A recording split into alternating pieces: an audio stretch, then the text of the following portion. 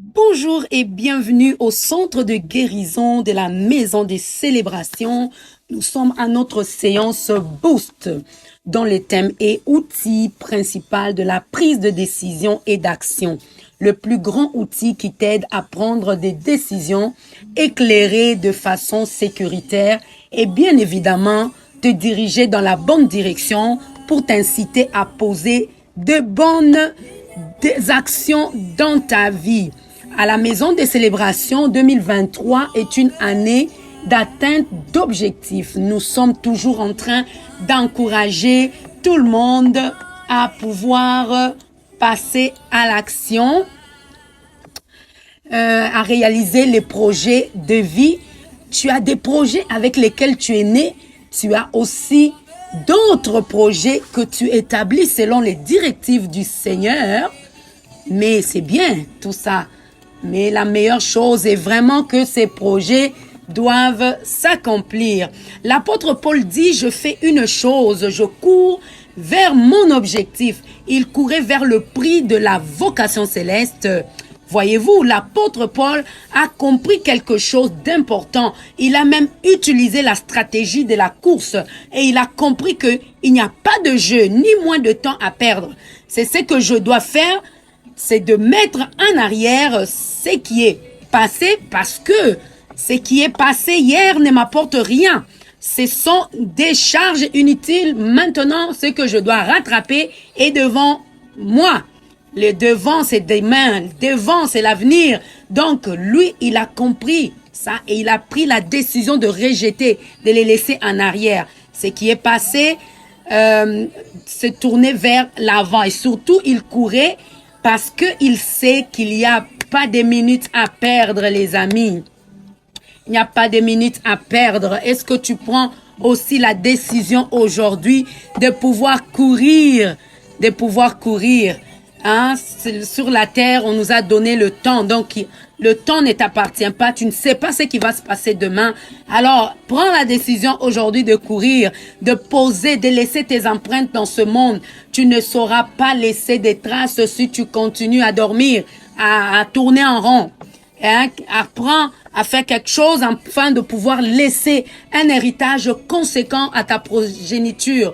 Oui, si aujourd'hui tu te poses la question au-dedans de toi, quel héritage je vais laisser à ma progéniture aujourd'hui? Mais tout ça, ça dépend de ce que tu fais aujourd'hui, des actions que tu poses et des projets que tu établis. Mais justement, si aujourd'hui on lit par exemple l'apôtre Paul et les autres, c'est justement parce que ils ont laissé un héritage, ils ont été témoins de la puissance de Christ, voilà, ils ont pris le temps de nous les laisser. Nous continuons à te donner des outils pour t'aider à écrire ton livre, t'aider à prendre des décisions rapidement et à poser des actions conséquentes. Nous t'aidons, nous nous entraidons parce que c'est très important que nous puissions faire quelque chose. Lisons tous ensemble Éphésiens 1 à partir du verset 16. La Bible dit, je ne cesse de rendre grâce pour vous, faisant mention de vous dans mes prières, afin que Dieu de notre Seigneur Jésus-Christ vous donne un esprit de sagesse, de révélation dans sa connaissance, qui illumine les yeux de votre cœur, alors pour que vous sachiez quelle est l'espérance qui s'attache à son appel, quelle est la richesse de la gloire de l'Éternel et de son héritage qu'il réserve aux saints. Moi aussi, aujourd'hui, je peux te dire, toi qui m'écoutes, que Dieu le Père de gloire te donne un esprit de sagesse, de révélation dans sa connaissance, pour que tu saches comment prendre les bonnes décisions, pour que tu saches comment poser des bonnes actions, pour que tu ne puisses plus tourner en rond, tu ne puisses plus procrastiner, pour que tu puisses arrêter de te plaindre, que tu ne puisses plus murmurer, que tu puisses augmenter en discipline, en organisation, en planification, pour que tu puisses atteindre tes objectifs. L'apôtre Paul ici souligne 3 mots très intéressants. Il parle de la sagesse, de la révélation et de la connaissance. Vous allez voir, tous ces 3 mots sont basés sur la parole de Dieu. la parole de Dieu. La révélation vient de la parole de Dieu. La sagesse, c'est la parole de Dieu. La connaissance, nous la puisons dans la parole de Dieu.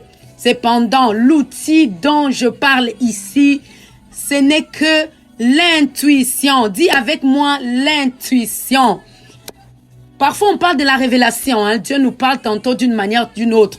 Mais il nous parle, oui. Mais la plus grande, je peux dire la plus grande stratégie ou la voie la plus facile par lesquelles Dieu passe pour nous parler, c'est par notre intuition.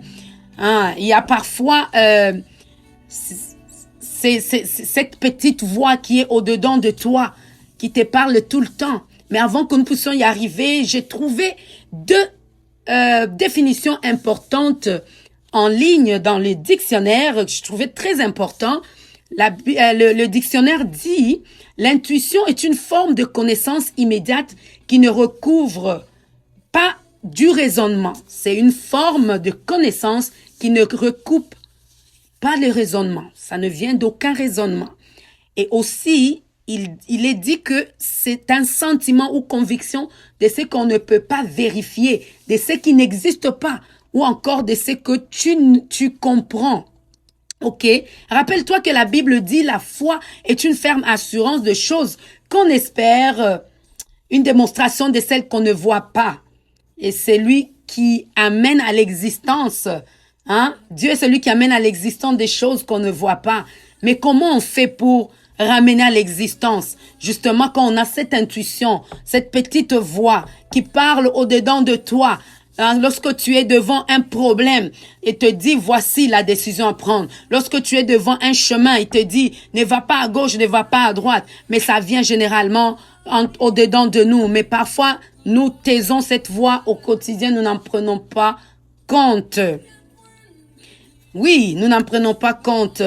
Quand tu te réveilles le matin, on te parle tout le temps. Cette voix te parle. C'est ton allié. C'est quelque chose qui est avec toi.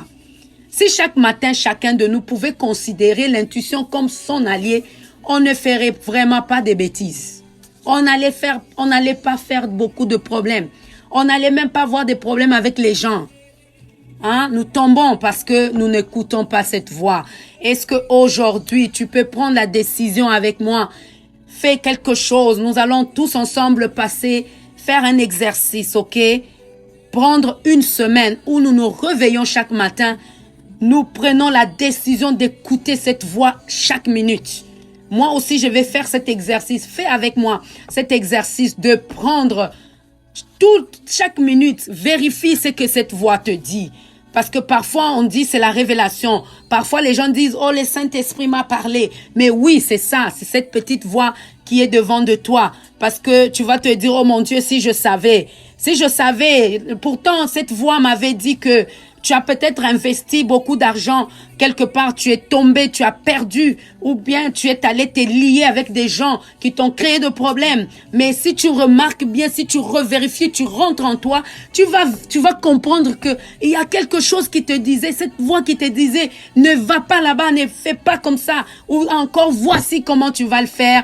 Voici de la façon dont tu vas le faire. Est-ce que tu peux prendre la décision avec moi de passer une semaine prophétique à vraiment considérer cette voix, lui donner la place qu'il faut, la faire passer en avant. C'est de ça que nous parlons ici. Et aussi, pour que ça marche, tu dois apprendre à pratiquer le silence. Parfois, nous passons du temps à parler, écouter des choses, ne pas être tranquille, attentif. C'est plein de distractions autour de nous. Prends la décision. Mais d'abord, toutes ces distractions de côté. Arrête un peu de parler. Et puis, la bonne façon d'arrêter de parler, c'est aussi de taire tes pensées. Parce que parfois, nous pouvons avoir la bouche fermée, mais nos pensées parlent beaucoup. Hein? Nous parlons non seulement avec nos bouches ouvertes, mais nous parlons aussi avec nos pensées. Est-ce que tu peux prendre la décision d'éteindre d'abord tes pensées de foi et puis d'éteindre de fermer ta bouche pour écouter, laisser la place à cette petite voix qui te parle. Et si tu as l'habitude d'avoir des bonnes pensées, tu as l'habitude de lire beaucoup la parole de Dieu, tu vas voir que cette voix va venir te révéler